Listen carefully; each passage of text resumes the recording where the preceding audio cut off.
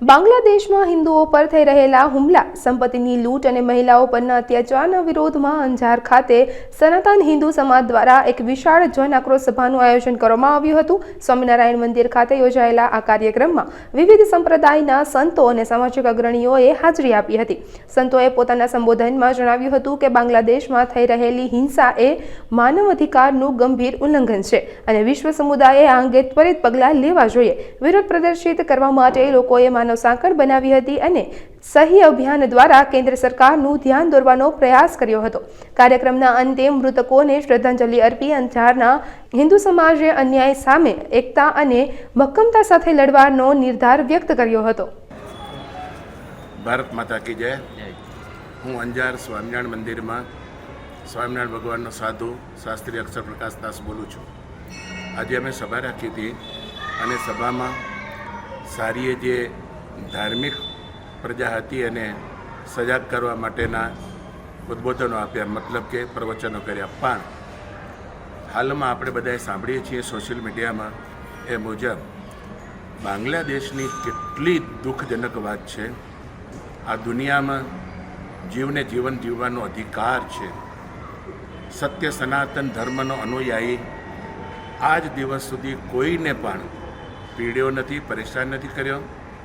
એના શાસ્ત્રોમાં એના ધર્મગુરુઓએ જીવ દયા ઉપર જ વાત કરેલી છે। તેમ છતાંય જે ભારત દેશમાં રહેનારો કોઈ પણને માનનારો એમને આજ દિવસ સુધી કોઈ પણ પ્રકારની પીડા પહોંચાડી નથી। તેમ છતાંય બાંગ્લાદેશમાં આ સનાતની છે, આ હિન્દુનો છે, એને નિશાન બનાવી અને એમની ક્રૂર હત્યાઓ કરી અને અર્ધમરણ જેવું કરી અને જીવતો સળગાવી દેવામાં આવે, એ દેશ કેવો, એ માણસ કેવો, અને એના માટે કોઈ એક્શન ના લે, એ માનવની અને જે શાસકોની શાસકતા કેવી કહેવાય। હું એક હિન્દુ તરીકે કહીશ, અમે એના દુઃખમાં ભાગીદાર છીએ। આવું ના જ થવું જોઈએ અને આવું જે થતું હોય ત્યાં આપણે ગમે તે રીતે હિન્દુઓએ અટકાવવું જોઈએ। ખાસ કરીને ભારત દેશના જે કોઈ પદાધિકારીઓ હોય, જે કોઈ રાજકીય ક્ષેત્રે ઉચ્ચ સ્થિતિના વ્યક્તિઓ હોય, જેમની કલમ અને કાંડી કામ કરતી હોય, એમને આ નિર્ણય તરત જ લઈ લેવો જોઈએ। આવો દુઃખ સહન કરી લેવું એ ઈશ્વરીય કાનૂન નથી અને આપણે પણ ક્રૂર અને નિર્દય ગણાઈ જઈએ। એના કરતાં હું એમ નથી કહેતો કે બાંગ્લાદેશમાં કોઈ પણ દેશમાં કોઈ પણને પણ આવા દુઃખ થાય ને એના માટે તરત જ નિર્ણય લઈ લેવો જોઈએ। ખાસ કરીને હિન્દુને ટાર્ગેટ બનાવવામાં બહુ આવે છે, હિન્દુની દીકરીઓને પણ ટાર્ગેટ બનાવવામાં આવે છે અને એમના ઉપર અધર્મ જુલમ કરી અને આવા વિધર્મી કહો, અધર્મી કહો કે આતંકી કહો, આ બધા જ લોકો આવો ગેરલાભ ઉઠાવે છે। એ તરત જ બંધ થવો જોઈએ। આવા કરનારા જે કોઈ વ્યક્તિઓ હોય ને એ માનવતાની લાઈનમાં નથી આવતા અને એટલા બધા આસુરી તત્વોમાં ગણાય કે એની કોઈ આપણે એનો પર્યાય પણ નથી કે હું કહી શકતો કે આવા લોકો કહેવાય। એટલે હીનમાં હીન વ્યક્તિઓ છે। માટે દુખિયારાની વારે આપણે ભારતના તમામ નાગરિકોએ જવું જોઈએ, હિન્દુઓએ ખાસ। જય શ્રી રામ। મારું નામ રવિરાજસિંહ કે જાડેજા, બજરંગ દળ સૌરાષ્ટ્ર પ્રાંત સંયોજક તરીકેનું દાયિત્વ। વર્તમાન સમયમાં આજે આપણે સૌને ધ્યાનમાં છે કે બાંગ્લાદેશની અંદર હિન્દુ સમાજ અને અલ્પસંખ્ય સમાજને જે શોષણ થઈ રહ્યું છે, જેમાં ગત સમયની અંદર દીપુદાસની નિર્મમ હત્યા કરી અને તેની દેહને એક ઝાડ પર લટકાવી અને બાળી દેવામાં આવ્યો, તેવી ક્રૂરતાભર્ય કાર્ય તે બાંગ્લાદેશની અંદર થઈ રહ્યું છે। તો વિશ્વ હિન્દુ પરિષદ, બજરંગ દળ, સમસ્ત હિન્દુ સમાજ અને ભારતમાં વસતા સમસ્ત લોકોનું એક આહ્વાન છે કે બાંગ્લાદેશની અંદર અલ્પસંખ્યક સમાજ ભયમુક્ત બને, નિર્ભયતાપૂર્વક પોતાનું જીવન નિર્વાહ કરે, ત્યાંની સરકાર તેવી વ્યવસ્થા કરે અને ભારત સરકાર સાથે પણ માંગણી છે કે તે બાંગ્લાદેશના સમર્થનમાં જઈ અને ત્યાંના હિન્દુઓને, ત્યાંના અલ્પસંખ્યક સમાજને એક સારું એવું વાતાવરણ પ્રાપ્ત થાય અને તે દેશદ્રોહીઓ કૃત્ય કરનાર લોકોને સજા મળે તેવી અપેક્ષા સાથે અમારું સૌનું આ નિવેદન છે। અસ્તુ, જય શ્રી રામ। ભારત માતા કી જય।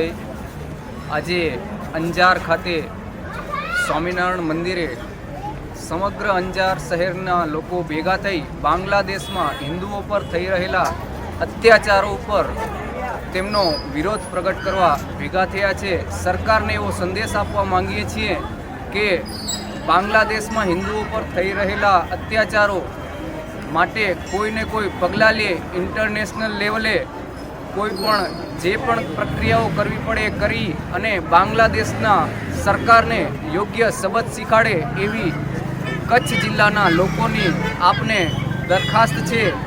આ વસ્તુને સિરિયસલી લઈ અને ટૂંક સમયમાં યોગ્ય પગલાં લે એવી અંજારની જનતાની આપશ્રીને જાહેર વિનંતી છે. ભારત માતા કી જય. જય શ્રી રામ. ખાલી વિરોધ કરી છે. આજે અહીં સ્વામિનારાયણ મંદિરના પ્રાંગણમાં જે બાંગ્લાદેશના દુષ્કૃત્યોની સામે જે અવાજ ઉઠાવવામાં આવ્યો છે અને સરકાર સુધી આ મેસેજ પહોંચાડવાની જે મુહિમ ચાલી છે એ ખરેખર સરકારે એમની સામે પણ આ ધ્યાન દોરી અને પીડિત હિન્દુ લોકોની રક્ષણ અને સુરક્ષા નક્કી કરે એવી આ સાથે અહીં વિનંતી સાથે માંગણી છે. બાંગ્લાદેશમાં છેલ્લા કેટલાક દિવસથી હિન્દુઓ ઉપર જે નિર્મમ અત્યાચારો થઈ રહ્યા છે, દીપુચંદ્ર દાસ, અમૃત મંડલ જેવા હિન્દુ યુવાનોની હત્યા કરીને એને સળગાવવામાં આવ્યા છે. છેલ્લા 1.5 વર્ષથી અત્યાચારનો આ નગ્નનાચ ચાલી રહ્યો છે. એનો વિરોધ કરવા માટે, આક્રોશ વ્યક્ત કરવા માટે આજે અંજાર સ્વામિનારાયણ મંદિરમાં પૂજ્ય સંતોએ હિન્દુ સમાજને સંગઠિત થઈને, જાગૃત થઈને દેશ અને દુનિયાના હિન્દુને જાગૃત કરવાનો પ્રયાસ કર્યો છે. આજે સૌએ હસ્તાક્ષર કરીને અને ઈમેલ કરીને વડાપ્રધાન અને યુનો સુધી સંદેશ મોકલ્યો છે કે માનવતાની, માનવ અધિકારોની વાતો કરતા દેશ અને દુનિયાના લોકો બાંગ્લાદેશના હિન્દુઓ ઉપર થયેલા અત્યાચારમાં મૌન કેમ છે એવો પ્રશ્ન આજે સૌને અકળાવે છે. હિન્દુ સમાજે જ જાગૃત થઈને પોતાના પ્રશ્નોના સમાધાન માટે આગળ આવવું પડશે એવો સંદેશ आज की सभा में व्यक्त थयो छे। आज बांग्लादेश में हमारे जैसे दीपू दास जी अमृत मंडल को बेरहमी से और नग्न करके मारा गया, अत्याचार किया गया वहाँ पे बहन बेटियों के ऊपर। वहाँ के हमारे हिंदू सनातन संबंधित धर्म से जितने भी चिन्ह आदि हैं विशेष हैं उनका क्षति किया जा रहा है।